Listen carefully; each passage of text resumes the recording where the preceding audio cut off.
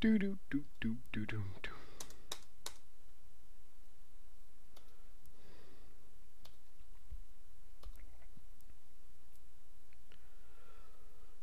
Hey guys, it is I, Albert. Um, we're playing Shrap. I'm gonna start again because I can. Hey, it's me, Albert. We're playing Shrapnel again. This is the game where you die a bunch, and that's part of the game. Which the game's designed by a guy named Adam Cadre, who, if you're big into the interactive fiction world, you probably have heard of him, and if you're a normal person, you have no idea. But he actually has another game that has the same mechanic where you die a bunch, and that's part of progressing through the game. It's called Endless Nameless. So far in this one, we've learned that we're in some kind of a Civil War sci-fi setting, like American Civil War, but with sci-fi. Kind of like in The Last Spaceship from Earth, if anybody read that book. I didn't. I don't think you did either. It's only in the first page, though. I read the first page, and it was like Abraham Lincoln talking about lasers, and I was like, this is freaking cool, and I bought it, and then I got bored with the rest. Regardless, so we're in this house. We've died a bunch of times. We got shot, and we're going to try to continue on here. Where are we at? You were behind the White House. And all that stuff. Your corpse lies on an expanse of blood-stained grass, a gaping hole through its torso. I'm gonna go... I was lost last time, and I looked for a guide, but I was not able to find one. Don't know why nobody wrote one. I don't want to go that way. This is a really weird navigating type game. Go to the west.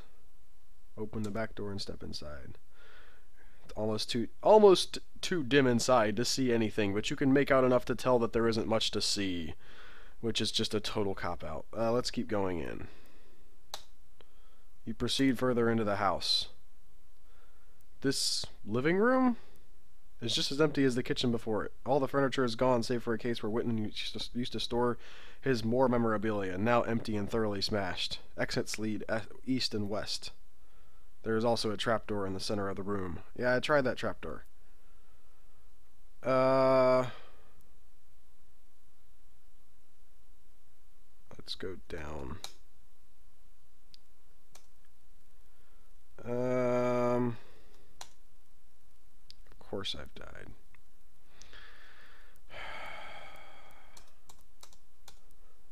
Three dogs fight over my remains, 'cause I'm dead. I'm on the north side of the house. The windows are boarded. I am so freaking confused.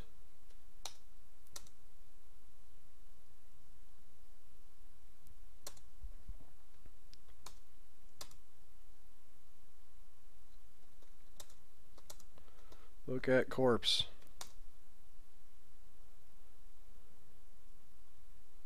Why can't I stand to look at it?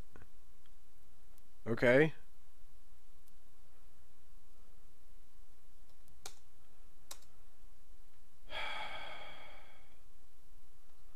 Look at case. Well, what? Open case. Well, why do you name this thing if it's not available?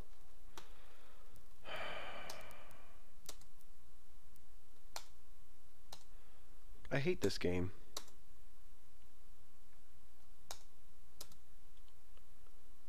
Whoa. Didn't I already do this? Okay. I think I already did this. I had to there was a technical glitch earlier where I forgot to save my game, so I may have already done this part in the previous Let's Play, because I had to skip forward. You walk back into the house to find the three Whitman children sitting around the table talking quietly. They don't seem to notice you until you slam the door behind you. Then in unison, they all look up. Johnny looks at you, then down at your corpse slumped in the living room chair, then back at you. He screams. He screams and runs through the back door out into the yard and the woods beyond. You can hear his inhuman caterwauling even as the back door slams shut. Junior fades dead away.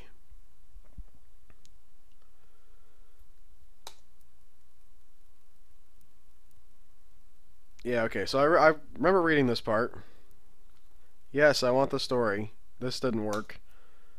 Bam, I'm back again. You are in a dim, empty living room with only a corpse slumped in a chair for company. Rug adorns the center of the room. Exits lead east and west. Wait a minute. What's going on with this corpse?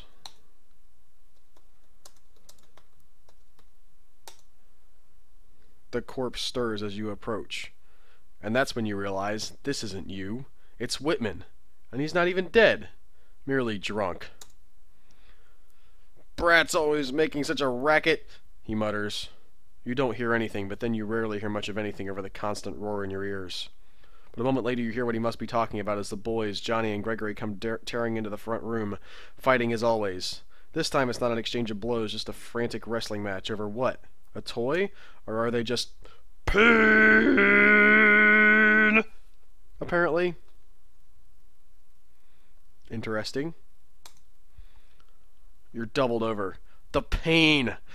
That kid smacked right into your leg, drove the shrapnel right through half a dozen nerves like a whole limb was being blown open all over again. And you seem to have thrown him across the room and he hit the wall. That's a load-bearing wall. His head is bleeding. Must have hit a stud. A doctor. Johnny is crying. Gregory needs a doctor! Doctor Who? Oh wait, it's not that story. Okay. A doctor, Whitman whimpers. He's doubled up next to you, and for a moment you're back in the forest with Union shells going off around you. Except they're not called doctors in wartime. They're called surgeons. That'd be a good spin-off. Surgeon Who? And making noise thrashing around just means you'll get a bayonet in the gut from some yank. Oh God, my son, Whitman mules, and you punch him in the face to shut him up. That gets Johnny's attention. Someone has to take control here, and though you can barely see from the pain, Whitman isn't up to the task. So there will be no doctors. No one's to know about this. You, Johnny, are to take the little Gregory down to the down to the basement. If he dies, he dies. If he recovers, he recovers. If he ends up somewhere in between, you'll get eaten by him later in the game. Or earlier, depending on your perspective. That's your responsibility. I'm not cleaning up after some idiot kid. Oh, now Whitman's picking himself up off the floor. See here, he's saying, this is my house, and you aren't going to... Shut your mouth! This is my house. I built it. You just sat there. The same way you sit there while your bastard children are running amok. Have to keep calling me over anytime you need to establish a little discipline. That means I make the rules, got it? Anyone else want to order me around? How about you? I don't care what you want. Nobody messes with Bill Blake, and nobody orders him around. Not snot-nosed kids, not impotent cripples, not Union government, not God Almighty. The Grim Reaper has no say over Bill Blake, and neither do you. If your commands and what he wants to do happen to coincide, well, zip-a-dee-doo-dah.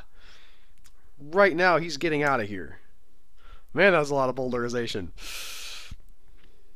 And also, the dude was talking directly to me. Anyway, the dogs are back, still chewing on that corpse. But wait, if the corpse in the easy chair was actually Whitman alive, then this one... need a closer look. But the dogs are gone. Well, they were just there! The dogs are gone, and the sun is bouncing around in the sky like a rubber ball. And it was so clear a moment ago. Had a plan in mind, but now... don't know what to do, where to go. Even who's asking the question. Help. Please help. I have no idea what just happened. So, dude got hit by the kid, overreacted from the pain, smashed the kid into the wall, possibly almost killed him, decided not to go for the doctor, locked him in the basement instead, became self-aware that he was in a game, and then time traveled, and then forgot again. Alright, I have no idea. I don't even know where we're at. A white house with a boarded front door lies to the east, forests all around. Well, let's go a different... little else can be said for certain. Let's go for a different direction then. I can't actually walk to the north. You walk around to the north side of the house. Standing north of a white house, there is no door here, and all the windows are boarded. To this forest to your north, the thinner here as... Nope, alright, the path is still gone.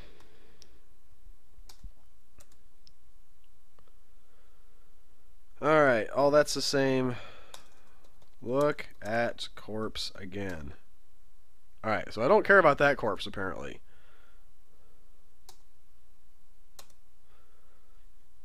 Open the back door and you're back inside the kitchen. Empty and desolate as ever. Wait, the staircase is intact. How did that happen? Okay. Well, there's a change. Let's go up. I can't spell up. I'm terrible. You climb this? Oh, of course I do. I said up.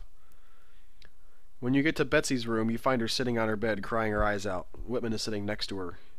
His belt is undone, and he is smeared with blood. It wasn't me, it wasn't me, he's saying. It was him! He's pointing at you. You look down. You are also covered in blood. You are standing in the front room of a white house. You know this because you are staring at yourself from across the room. He doesn't see you, though. He's looking at someone else. Although you can't see that person's face, it seems to be Tycho Green, he says. You may remember me from such wars as the American Civil War. I'm betting you've been wondering what's happening to you. The question is, do you really want to know? Do I really want to know? Come on, seriously? Whoever asks that question, like, the answer is always yes. People always want to know. You may go mad from the unimaginable horror of figuring out what you're doing. You're gonna go ahead and say, yeah, I want to know. I'll push that button and find out if it ends the world, or stop pushing it to see if it ends the world in the case of Lost, which is kind of an inversion of the trope, but whatever. Rant over. Moving on. It takes a while to drop the fat info bombs, and chances are your scattered little 19th century brain wouldn't be able to begin to comprehend the tale. But it sure caught all. Want the story?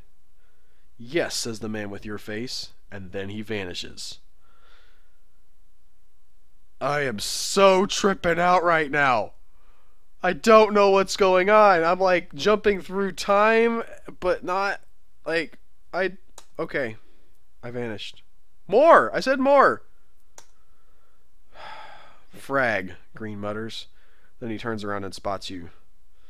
Stop by locating, he says. Alright, here's the scoop. I'm from what you would call the 22nd century. We call it more something like Windows 2101 2200 Sphere 1234888.59588. Track ZZ9. Huh! Hitchhiker's Guide to the Galaxy! Reference. That's where Earth is supposed to be. ZZ9 plural Z alpha. In universe, it might also be like actually self-aware that they knew about Douglas Adams and just decided to call it that. Whatever. Anyway, but then reckoning of the date got vastly more complicated once time travel was invented. The little thing of woozits about the size of a hockey puck. Have they invented hockey yet? Is that 19th century or 20th? I always get those confused. Anyway, you key in your temporal coordinates, flip back to wherever you want to go. Only goes backwards. You skate. Can't go forward because there's branching. Bifurcation? Try bajillionification. I lost my place because there's a wall of text here. Oh, at any moment there are something like 7.6 times 10 to your mom. That's good. Little subatomic blips that could blip some other way. It's like a tree. You can follow any branch back to the trunk, no decision making necessary. But finding the right branch from the trunk, well, you have to choose wisely. The hockey puck can't choose because the calculations would take quite literally forever. And also it could melt, and also it can't just pick at random because most combination of subatomic blips lead to the universe spontaneously combusting without so much of a bye-bye Grandpa loves you. You are standing east... Oh, are you serious? Okay. Of a white house surrounded by smaller buildings, which are collapsing and building themselves back up before your eyes. A carriage wheezes out of the carriage house, then vanishes. Green emerges from the outhouse and taps you on the shoulder. What was he doing in there? Taking a dump? For a while he's waiting for you to show up? So most people don't bother blipping back in time, he continues, because they can't get back. But me, I met this girlie and decided that she would be mine. Except she'd been dead for 200 years and I didn't want to dig her up. Because, ew, gross. I'm talking about Anne Whitman here. Not too shabby, hmm? You've got your Homer, your Bill Shakespeare, your Anne Whitman, and I guess now your Thuman Tran, though just between you and me, I think she's overrated. But Anne. Now, I don't know what that word is. Literature? Oh, literature. Okay. You gotta pronounce it out. Her literature just struck a chord with me. Me and 11 billion other people. Key, but still. So I've decided I'd review some tapes, learn your dialect, blip back, sweep her off her feet, the whole bit. Key, that means she'd never... Why does he keep saying key? Key. That means she'd never actually get around to writing her books, but no paradoxes here. As soon as you show up in the past and start changing stuff, you get bifurcated off into the tree right away and can't hurt the original branch. Unless... Ellipsis! Dot, dot, dot! Alright, we'll go on now. Betsy's room. Same dolls on the dresser. Same splashes of pink. Betsy is hanging from a noose tied to a crossbeam. She is 14 forever. Green arrives at the top of the stairs. Well, I'm getting ahead of myself, he says. See, the reason Annie was able to crank out all these incredible Southern Gothic novels is because she'd lived in this incredible Southern Gothic life. Like her little brother had his head thumped with all sorts of brain damage, got locked in the basement like a monkey with another brother assigned to feed him and clean up after him. Boulder eyes. Boop. That guy blew his head off. Gee, wonder why. Oh, and her little sister had been raped by her father and then hanged herself. He glances over at Betsy's dangling body and shakes his head. So the leftover kids got together and offed Daddykins, sorry. Oh yeah, and let's not forget Daddykins himself. He wasn't just some random monster. See, he got tagged by an artillery shell in the war, lived the rest of his life in excruciating pain, and spun off his whole second personality based on some dreadnought thug, talking problems, who actually got fragged by the shell. Bill Blake, big old tough guy, tough enough to stand the pain that Whitman couldn't, so Whitman spent more and more time as Blake. Even brought him into the business, presented himself as Whitman to show to people he needed to kiss up to, and as Blake to the people he needed to browbeat into submission. Wrote himself 2 different... I lost my place again. Darn you. Paychecks, and then deposited him at 2 different banks. But then Blake started showing up at home. And well, we all know how that turned out. Inside the house. So I blip back in time to when Anne's beginning her literary career, Green says. But while she's freaking super genius, she's also completely psycho. I mean, mental to the point that you can't conduct a conversation with her without the whole thing ending in tears and maybe some blood. So no smoochies with Anne, while she's under like while she's like buried under the bell jar. Under the bell jar. Okay. I have no idea what that sentence was supposed to be. I'm gonna start over! So, no smoochies with Anne while she's, like, buried under the bell jar. So back some more, this time to get Pops out of the way of the shell so that he can actually live a happy Smurfy life with the same parental unit, except there's a lot of reading in this bit. Where does the interaction part of this fiction? I could just read this in a book. See, there's one teensy little problem with these hockey pucks. You break them, you've bought it. It's like, take a piece of paper, draw a line on it, then from the end of that line, draw a bunch of branches. Then from the end of each of those branches, draw a bunch more. That's time. Now take that tree you've just drawn, put it on a desk, empty your inkwell onto it, and that's what happens when a time machine blows up. When I went back to the war to keep you from getting tagged by the shell, I took a piece of shrapnel right in the old hockey puck, Green says, and when that exploded, this whole timeline got stuck inside the blast zone. Oh, it is like Doctor Who! I called it! Without even knowing I was calling it. Ha ha! The timelines that are enough bifurcations away from us will be fine. Yeah, timey-wimey, whatever. Because that makes sense. But for us, time is in smithereens, and there's no piecing it back together. From here on out, it's just fragments. Past, future, past, all jumbled together. No cause and effect, so choice dissolved. He shrugs. If it's any consolation, I'm stuck here west of the house. You are standing west of a white house with a boarded front door. You are standing west of a white house. You are standing here on out. It's just fragments. You are standing west. Frenzied attack dogs. Choice dissolved. You have died. Woo!